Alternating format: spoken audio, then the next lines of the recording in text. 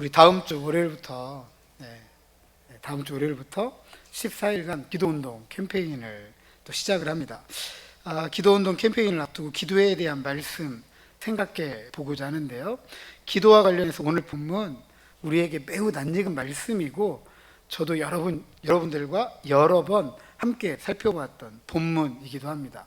그럼에도 불구하고 또 오늘 이 본문을 살펴보고자 하는 이유는 여러분, 낯익은 것이 오히려 오해를 살 때가 참 많습니다.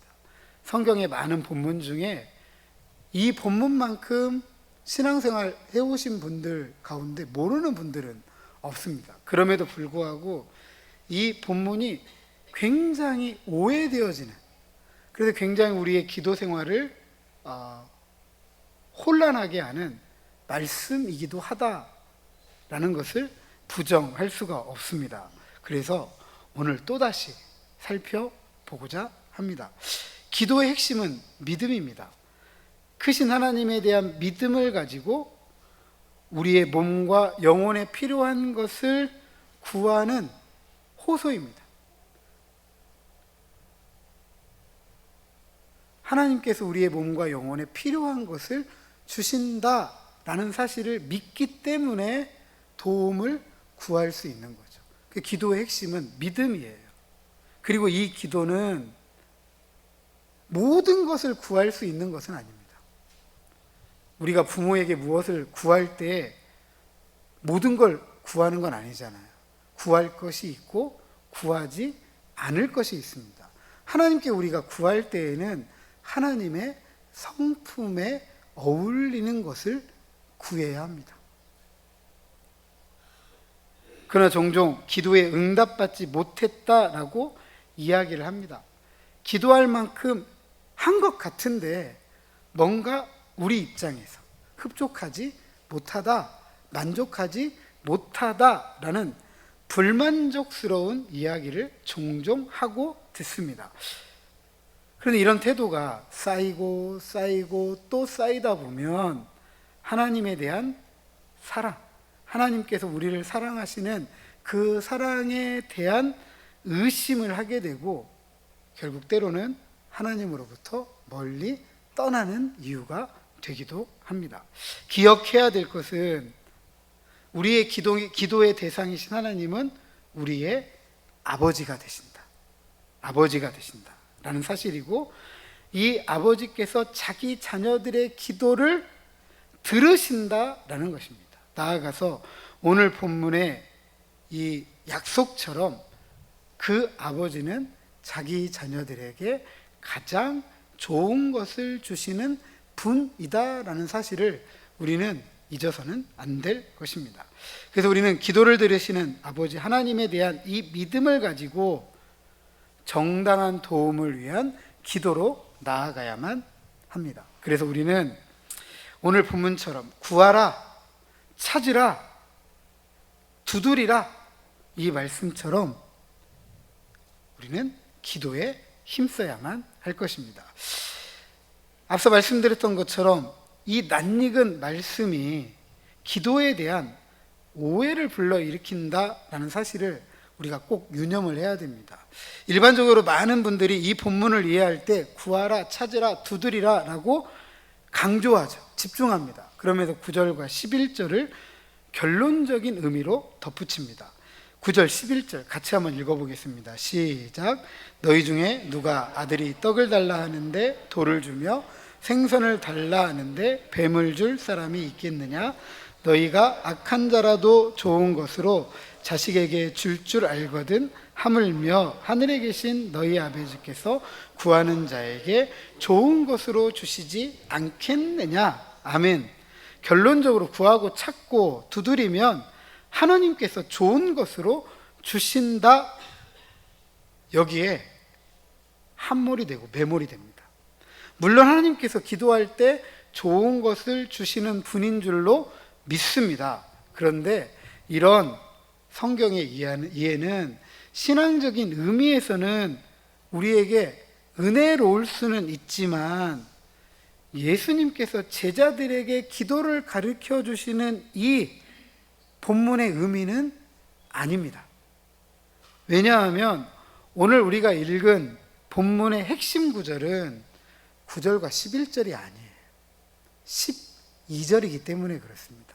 12절 같이 한번 읽어보겠습니다. 시작.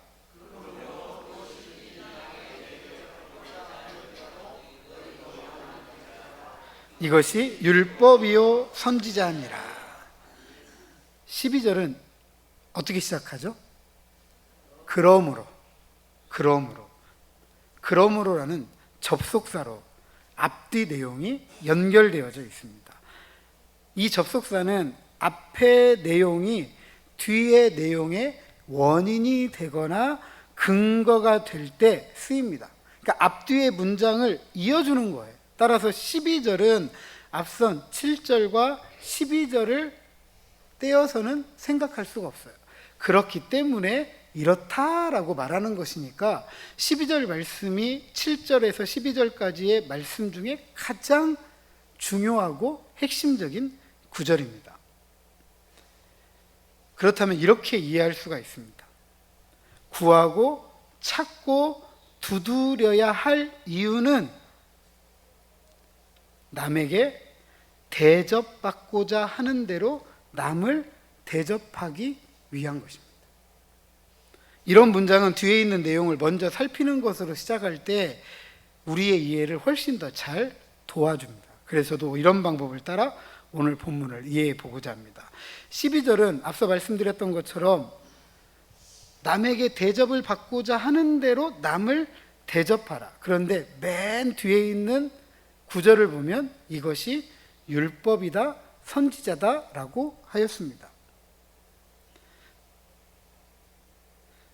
대접받고자 하는 대로 대접하는 것이 율법이다, 선지자다. 이 율법과 선지자라는 말은 이런 의미입니다. 구약의 메시지이다. 율법의 의미이다. 그러니까 구약 성경의 핵심적이고 본질적이고 중요한 의미는 대접받고자 하는 대로 남을 대접하는 것이다 라는 메시지예요. 그렇다면 정말 이 말씀이 그 말씀인가 라고 우리가 살펴봐야 되잖아요. 율법과 선지자다라는 이 구절이 나오는 마태복음 22장 34절에 보면 율법과 선지자다라는 이 동일한 구절을 우리가 살펴볼 수가 있습니다. 바리새인 중에 한 율법사가 율법 중에 가장 큰 계명이 무엇입니까? 라고 예수님께 물어보니까 예수님께서 이렇게 대답합니다.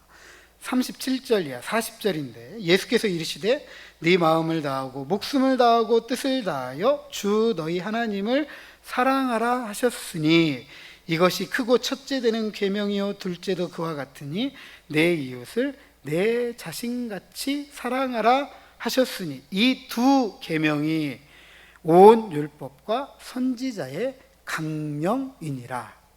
아멘.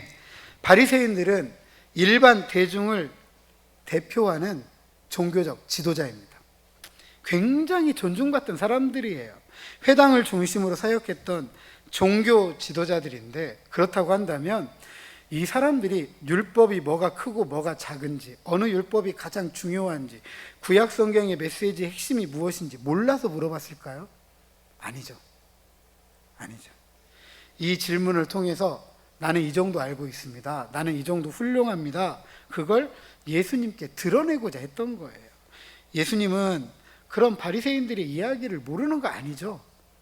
충분히 봐왔고 지켜봤잖아요.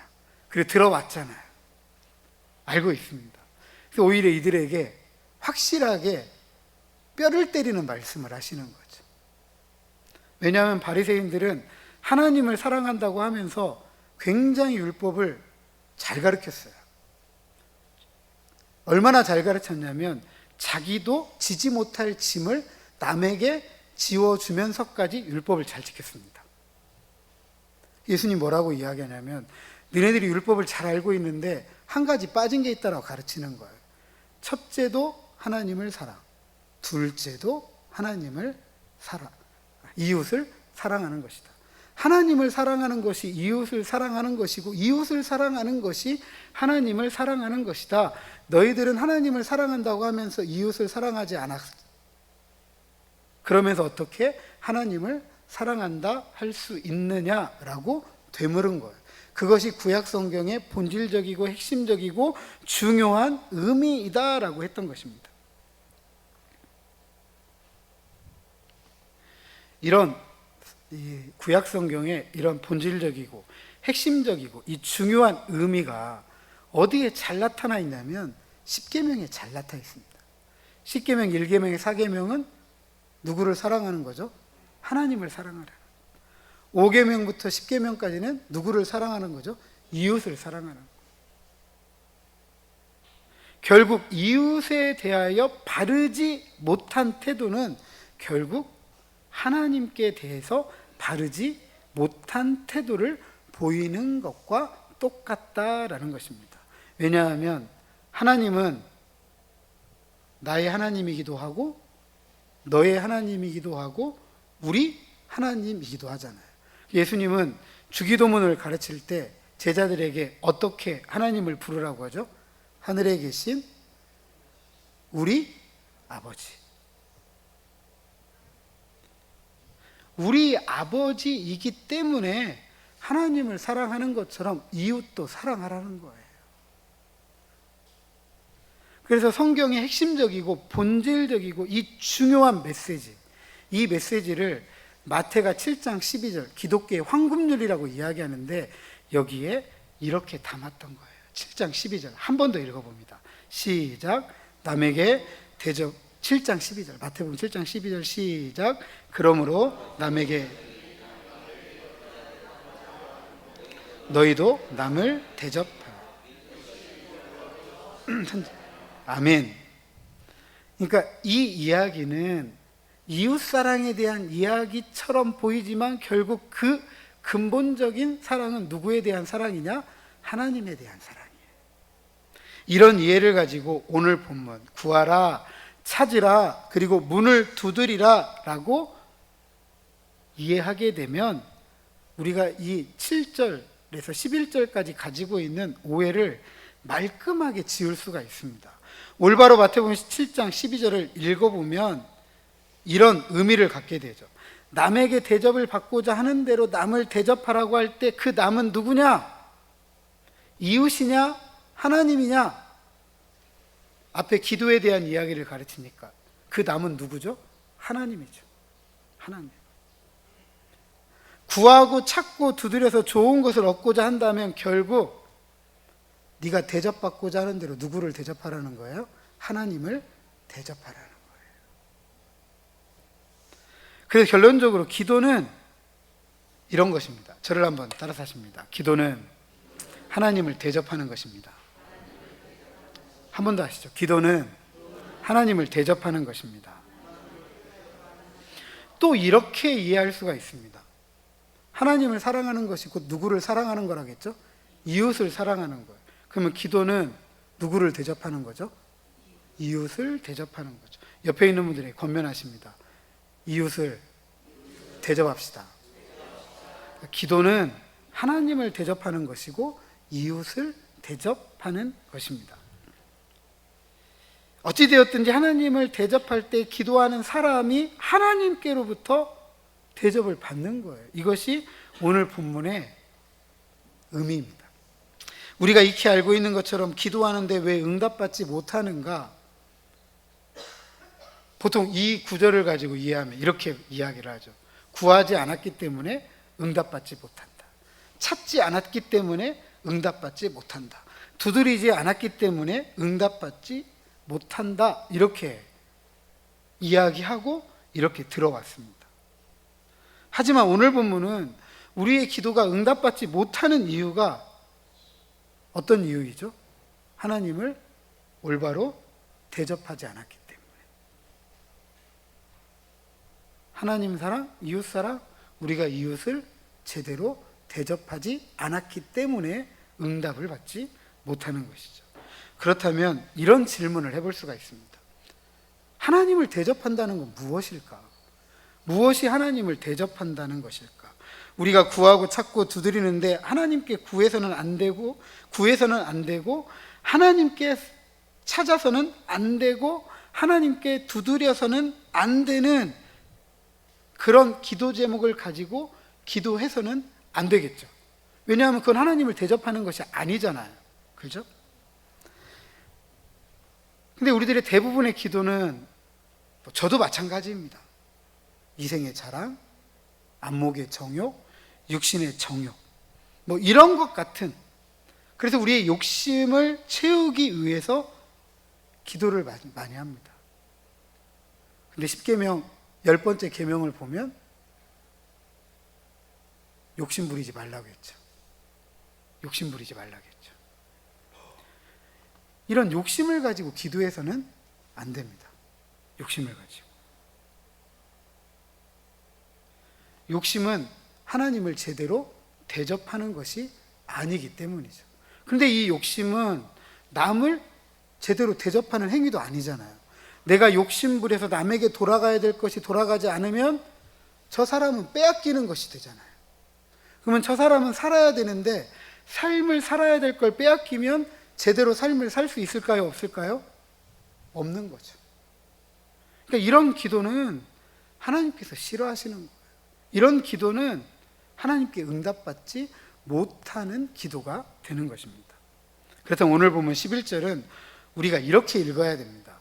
너희가 악한 자라도 좋은 것으로 자식에게 줄 알거든 하물며 하늘에 계신 너희 아버지께서 구하는 자에게 좋은 것으로 주시지 않겠느냐. 그런데 너희는 왜 응답받지 못하느냐?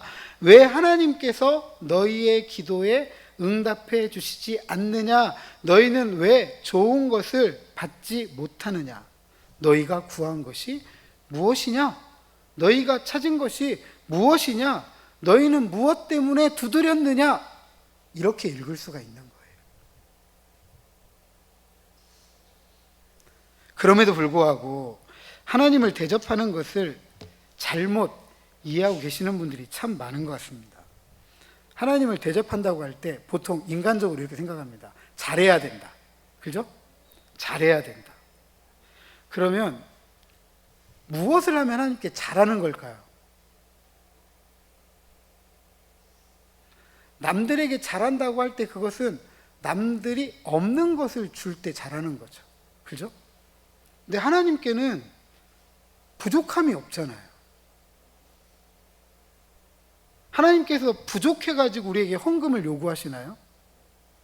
하나님이 뭔가 부족해서 우리의 봉사를 요구하시나요?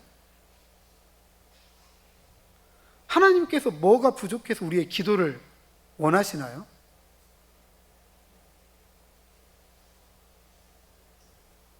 근데 많은 분들이 이렇게 생각하시는 것 같아요. 예배에 빠지지 않고 헌금 생활 열심히 하고 봉사 열심히 하고 이렇게 생각하는 것 같습니다.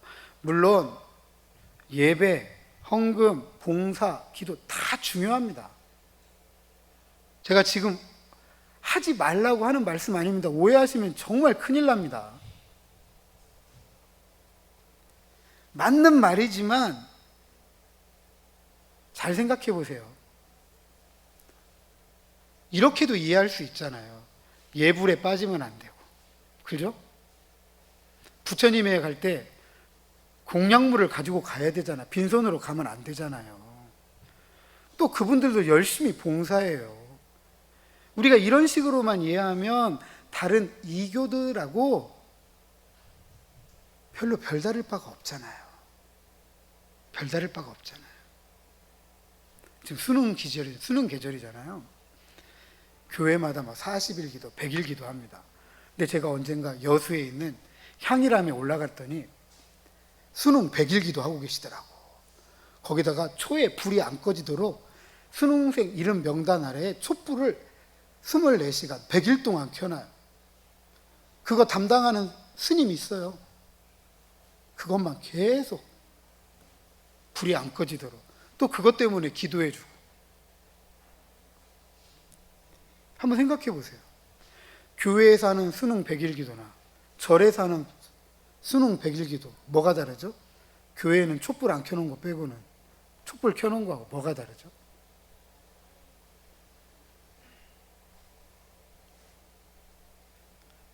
근데 이런 방법들이 이교도들이나 기독교인들이나 별다를 바가 없고, 그리고 이렇게 해서 얻고자 하는 것이 무엇이냐? 자기 원하는 거예요. 자기 원하는 거. 수능 100일 기도 왜 하죠? 우리 자식들 원하는 대학교에 꼭 합격하라고. 그죠? 저기 절에서 수능 100일 기도하는데 뭔 기도하는 거예요? 원하는 대학교에 꼭 합격하게 해달라고 기도하는 거 아니에요. 똑같잖아요. 내가 원하는 거 얻기 위해서 뭐 하는 거예요? 제가 조금 나쁜 표현 쓸게요. 신 달래는 거죠. 제 기도 들어주세요 하고 달래는 거죠.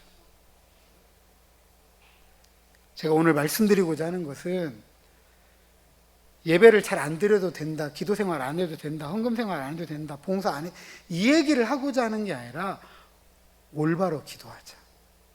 올바로 기도하자. 우리가 알고 있는 하나님이 이 교회의 다른 신들하고 우리 구별된다고 이야기하잖아요. 유일하신 하나님이라고 이야기하잖아요.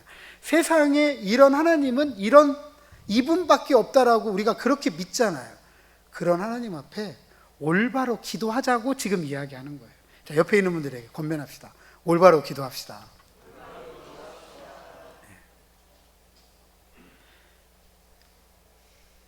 하나님을 올바로 알고 우리가 바르게 기도하고, 기도할 때 구하고 찾고 두드릴 때 좋은 것으로 주신다는 거예요.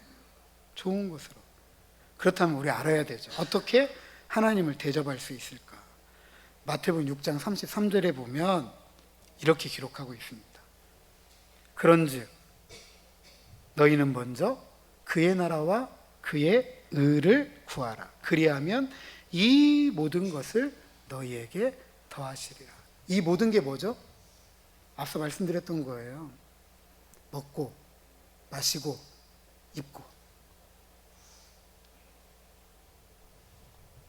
먹고 마시고 입는 이 문제는 이교도들도 다 구하는 거예요. 다 구하는 거. 유일하신 하나님에게 우리가 구해야 될 것이 있다고 한다면 그것은 가장 먼저 구해야 될 게 뭐냐면 그의 나라와 그의 의입니다. 그 예수님께서 주기도문을 가르치실 때에도 하늘에 계신 우리 아버지여 하나님 부른 다음에 가장 앞에 세 가지를 누구를 위한 기도죠?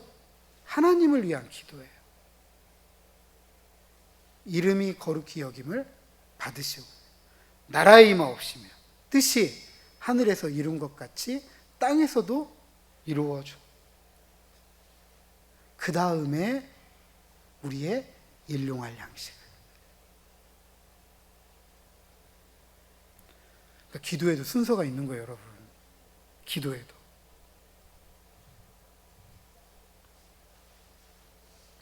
올바로 우리가 하나님을 대접하는 것은 하나님 나라를 구하고 하나님의 의를 구하는 것이어야 됩니다. 하나님의 나라, 하나님의 의로 대표되는 나라예요. 나라라는 말은 다스린다는 거예요. 그러니까 하나님께서 뭘로 이 세상을 다스리시냐? 하나님의 의로 이 세상을 다스리신다라는 사실입니다. 그러니까 그 다스림이 의를 통해서 드러나는 거예요. 하나님의 의를 통해서. 그럼 우리의 기도가 하나님의 성품에 어울려야 된다라는 것은 뭐냐면 하나님의 의가 우리의 기도에 드러나야 돼요. 하나님의 의가. 그래서 우리가 기도할 때 하나님을 올바로 대접하려고 하면 불의가 없어야 돼요. 왜냐하면 하나님은 의로우신 분이잖아요. 근데 우리가 불의를 가지고 기도하면 하나님께서 들으실 수 있어요, 없어요? 못 듣는 거죠. 응답하실 수 있어요, 없어요? 응답할 수가 없어요. 하나님의 의에 어울리지 않으니까. 그래서 우리의 기도가 하나님을 올바로 대접하려면 추악하지 않아야 돼요. 욕심이 없어야 되고요. 악의가 없어야 돼요. 거짓이 없어야 되고 살기가 없어야 돼요. 죄악이 없어야 됩니다. 이것이 하나님을 올바로 대접하는 기도입니다. 그런데 이런 기도가 다 무엇과 관계되어져 있냐면 우리의 이웃과 관계되어져 있습니다. 이웃과. 불의, 추악, 탐욕, 악의, 살기, 죄악, 이런 모든 것들이 다 누구하고 관계되어져 있냐면 너하고 관계되어져 있어요. 우리하고 관계되어져 있습니다. 그것들은 나와 너, 우리를 깨뜨리는 것입니다. 하나님 사랑은 이웃 사랑이고 이웃 사랑은 하나님 사랑인 이유가 바로 여기에 있습니다. 하나님께서 통치하시는 그 나라는 나와 너, 우리가 하나님의 의 안에서 누리는 평안입니다. 이 평안을 위해 하나님을 사랑하는 사람들은 이웃과 평안을 위해 불의하지 않고 추악하지 않고 탐욕스럽지 않고 악의를 품지 않고 시기하지 않고 살기를 갖지 않고 죄악을 품지 않고 기도하는 것입니다. 이것이 하나님의 백성들이 이 땅을 살아가면서 하나님을 대접하는 방식입니다. 이렇게 하나님을 대접하며 구하고 찾고 두드릴 때 하나님께서는 더 좋은 것으로 우리에게 응답해 주시는 것입니다. 마태복음 6장 33절 하반절, 그의 나라와 그의 의를 먼저 구하면 이 모든 것을 너희에게 더해 주신다. 먹고 마시고 입는 것을 더해 주신다. 그렇다면 기도하는 하나님의 백성으로서 우리는 깨어 있어야 되죠. 왜냐하면 우리의 기도가 먹고 마시고 입고 이생의 자랑이나 육신의 자랑이나 안목의 정욕과 같은 이런 것들 때문이었는지 우리의 기도를 살펴보아야 하기 때문입니다. 제가 또 이렇게 이야기하면 앉아 계신 분들 중에 그러면 지금까지 우리는 헛기도했습니까? 지금까지 우리가 기도한 건 의미가 없는 것입니까? 라고 또 되물으실 것 같아요. 지금까지 했던 기도가 잘못됐다는 게 아니에요. 틀렸다는 게 아니에요. 기도는 가장 기본적으로 해야 돼요. 무엇을 구하든지 해야 됩니다. 우리 자녀들이 부모에게 찾아가가지고 아주 어렸을 때 구분해가지고 달라고 하지 않던가요? 아니죠. 일단 본인이 좋은 거 달라고 하잖아요. 그죠? 그걸 누가 가르쳐 주죠? 이것은 달라고 해도 되지만 이것은 달라고 하면 안 되는 거야. 누가 가르쳐 줘요? 누가 가르쳐 주세요? 부모님이 가르쳐 주잖아요. 그러다가 어느덧 크면 어떤 것은 구하고 어떤 것은 구하지 않게 됩니다. 뭐가 생긴 거죠? 분별력이 생긴 거죠. 이것은 우리 부모에게 내가 구해도 어울리는 것이지만 이것은 내가 부모에게 구하면 안 되는 것이구나라고 분별력이 생긴 거예요. 우리 신앙생활 이제 한두 해 하는 게 아니잖아요. 그죠? 오랜 동안 차곡차곡 쌓여왔습니다. 그리고 그동안 우리는 성경을 통해서 말씀을 또 배워왔습니다. 그렇다면 우리에게도 이제는 뭐가 생겨야 되는 거죠? 하나님께 구할 것과 구하지 않아야 될 것에 대한 분별력이 생겨야 된다는 거죠. 그러니까 지금까지 내가 그렇게 구했다고, 먹는 거, 입는 거, 마시는 거 구했다고 잘못했다, 틀렸다라고 말하는 거 아니에요.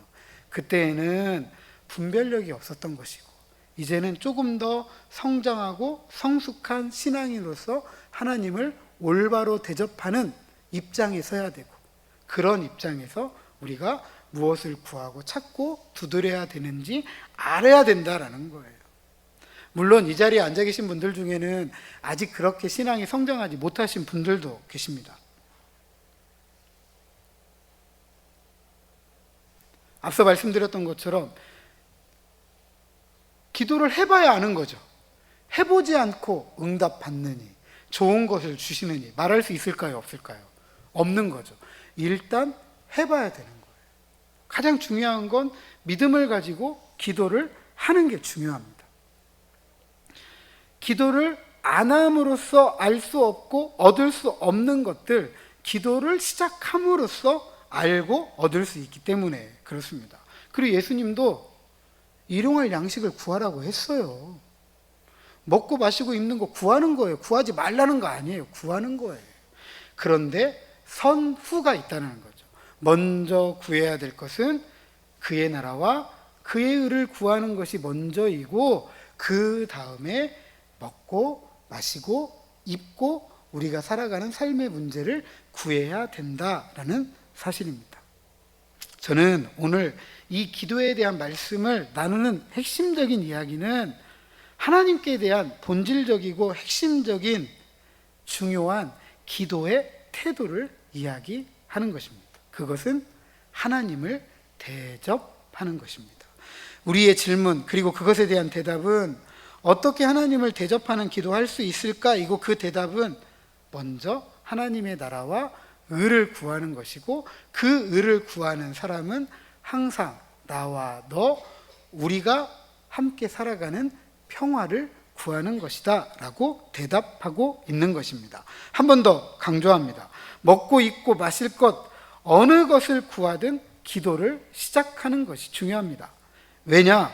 로마서 8장에 보면 바울이 성령이 우리의 연약함을 도우신다, 우리가 마땅히 기도할 바를 알지 못하지만 성령이 말할 수 없는 탄식으로 우리를 위해 친히 간구하신다, 마음을 살피시는 이다. 그래서 우리가 비록 바르지 못하게 구할지라도 그 성령님께서 하나님의 뜻대로 구할 수 있도록 도우신다라고 가르쳤습니다. 그래서 이 모든 것을 합력하여 선을 이룬다라고 했습니다. 그러니까 기도는 올바로 하는 것도 중요하지만 가장 기본적으로 중요한 건 어떤 것이라고요? 기도는 하는 것이 중요한 거예요. 자, 옆에 있는 분들에게 기도합시다. 기도합시다. 기도는 하는 게 중요해요. 그리고 어느 누가 기도해도, 아무리 훌륭한 목회자가 기도해도 하나님을 완벽하게 만족시킬 수 있는 기도는 있다 없다? 없어요. 없어요. 다 부족해요. 부족해요. 그럼에도 우리가 기도할 수 있는 이유는 앞서 말씀드렸던 것처럼 성령님이 그런 우리의 부족한 기도를 도우신다. 도우신다. 어떻게 도우시냐? 말할 수 없는 탄식으로 도우신다. 여러분, 내가 정말 답답하고 힘들고 아플 때, 정말 눈물도 안 나올 때 내 옆에서 누가 같이 울어주면 여러분 그때 어떤 마음이 드시던가요? 어떠세요 그러면? 눈물도 안 나와, 너무 기가 막혀가지고. 그런데 내 대신 누가 대신 울어줘 옆에서. 그러면 어때요?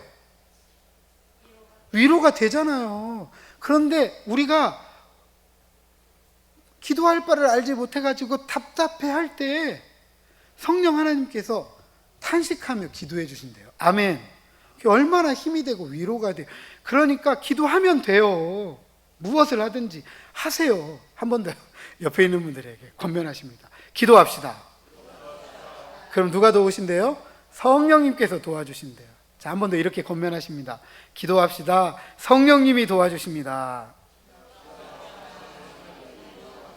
아멘. 성령님이 우리의 마음을 살피시기 때문입니다. 그래서 하나님은 부족하고 완전하지 못한 우리의 기도를 사용해서 합력하여 선을 이루시는 겁니다. 그래서 기도는요, 아는 것보다 하는 것이 중요하고, 그리고 이 기도는 다른 게 아니잖아요. 하나님 도와주세요. 하나님 도와주세요. 이게 시작이고 끝이에요. 하나님 도와주세요. 내가 할 수 없으니까, 내가 능력이 없으니까, 내가 지혜가 없고 힘이 없으니까 하나님만이 나의 도움이십니다라는 믿음을 가지고 하나님 도와주세요.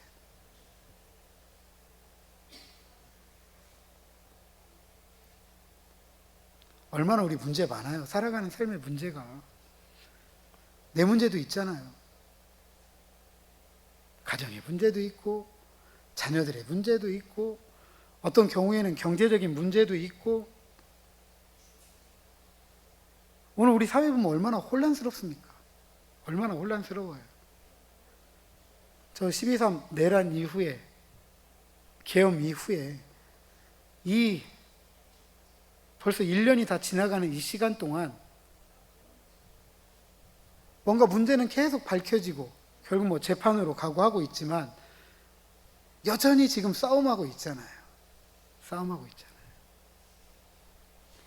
이게 얼마나 나라의 여러 가지 문제들을 발목 잡고 있는지 모르겠습니다. 이런 문제들. 이런 문제만 있는 거 아니잖아요. 그죠? 저 초강대국. 저기 사는 어떤 정책 하나하나가 국가의 경제를 막 휘청휘청하게 하고 있습니다. 휘청휘청하게. 그리고 원하지 않는 전쟁, 분쟁이 얼마나 많은지 몰라요. 우리가 남을 대접하라, 하나님의 의를 구하라 이야기했지만 우리가 조금 더 눈을 크게 열고 마음을 크게 열어보면 우리가 기도해야 될 제목들이 너무 많습니다. 너무 많습니다.